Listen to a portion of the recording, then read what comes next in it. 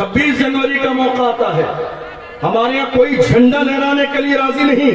ये बहुत बड़ी मिस्टेक है। एक जमाने तक हमारी कौम ने इस पर तवज्जो नहीं दी तो दुनिया ने ये समझ लिया कि इन्हें मुल्क की आजादी की खुशी नहीं, वरना हकीकत ये है हिंद को नाज है जिस पर वो निशानी हम हैं। आज 26 जनवरी और 15 अगस्त को अगर हम जश्न का माहौल न बनाए तो दुनिया कहती है इन्हें मुल्क की आजादी की कोई खुशी नहीं है। काश मेरी कौम के जवान इन दो तारीखों को याद करते, 15 अगस्त और 26 जनवरी, ताकि दुनिया को पता चल जाए इस मुल्क की सरजमीन पर जो दुनिया इज्जत के साथ रहती है, मुल्क को आजाद कराने वाला कोई गैर नहीं, वो हमारा आलिम था दुनिया जिसे अल्लामा फजल हक खैराबादी के नाम से। हिंद को नाज है जिस पर वो निशानी हम हैं, ताज और लाल किले के यहाँ बानी हम हैं। न घबराओ मुसलमानों, खुदा की शान बाकी है, अभी इस्लाम जिंदा है, अभी कुरान बाकी है। ये दुश्मन क्या समझते हैं जो अपने दिल में हंसते हैं, अभी तो करबला का आखिरी मैदान। क्या समझ रहे हैं आप उलमा के पावर को? क्या समझ रहे हैं आप? मुल्क आजाद किसने कराया? मैं क्या कह रहा हूं जरा गौर कीजिएगा। उलमा को, ये जो मेंबर पे बैठे हुए लोग हैं, क्या समझ रहे हैं?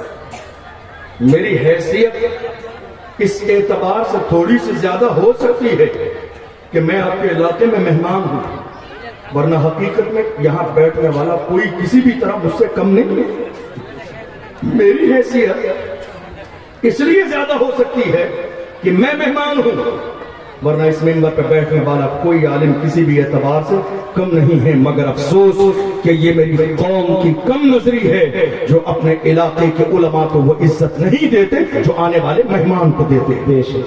ये तंग नजरी है, याद रखिएगा। आपने क्या समझा है? मैं आपसे अपने लिए कह रहा हूं, मैं थोड़ी देर के लिए आया, चंद घंटे के लिए। आपका जनाजा मैं नहीं पढ़ाऊंगा, ये आपके इलाके के उलमा पढ़ाएंगे। जी वाह। फातिहा मैं नहीं लगाऊंगा, ये आपके इलाके के उलमा लगाएंगे।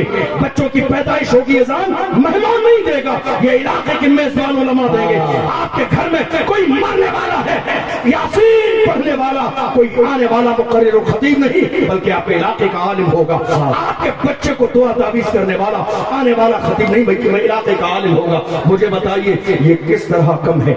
हरगिज़ नहीं। 365 दिन जितना एहसान आपकी कौम पर इनका है, उतना एहसान आने वाले खतीब का नहीं। मगर अफसोस मेरी कौम ने जो नजरियात अपना लिए हैं, आने वाले उलमा के कदमों में फूल बिछाए जाते हैं, मगर इलाके के इमाम के कदमों में 365 दिन कांटे ही कांटे बिछाए जाते हैं। अफसोस मेरी कौम के जवानों, अफसोस है तुम्हारी सोच पर, तुमने पहचाना नहीं कौन अपना है कौन बेगाना है। मैं आपसे कह रहा हूं मेरी इज्जत बाद में करें, मस्जिद के इमाम की इज्जत पहले करें। मेरी इज्जत कम करें, मस्जिद के इमाम की इज्जत ज्यादा करें, इसलिए कि मैं थोड़ी देर के लिए आया। 365 दिन आंधी आई, काम इन्होंने किया, बारिश आई, काम इन्होंने किया, जलजले आए, मगर 1 मिनट भी कभी तुम्हारी अजान लेट हुई नहीं, कभी नमाज लेट हुई नहीं।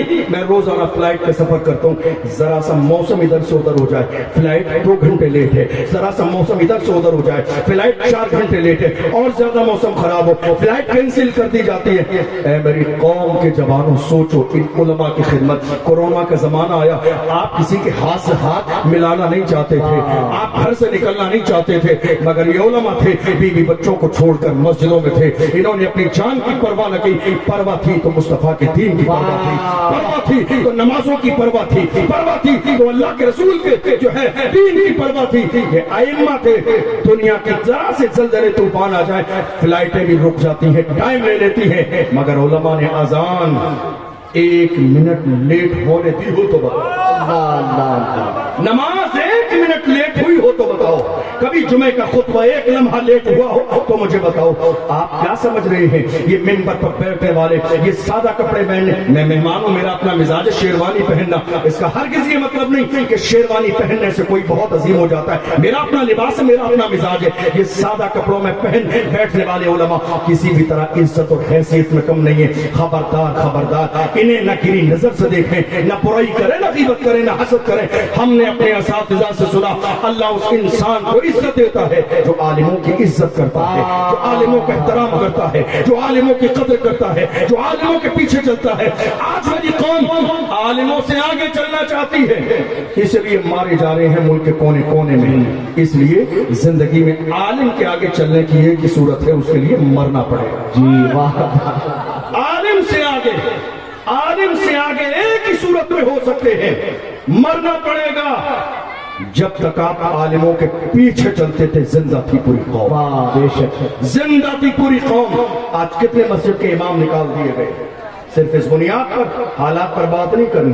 کتنے علماء نے ناموس سے رسالت پر بات کی, مسجدوں کی امامت سے ہٹا دیا گیا. نہیں حضرت حالات بہت زیادہ خراب ہے, پولیس پرشاسن آ گیا, جواب کون دے گا؟ آپ صدر ہیں, آپ سیکریٹری ہیں, آپ کا امام اتنی گرم اور بھڑکاؤ تقریر کرتا ہے. کتنے مسجد کے امام نکال دیے گئے, کتنے علماء کو معزول کر دیا گیا. میں اپنے علماء سے کہتا ہوں گھبرائیے نہیں, پریشان مت ہوئیے.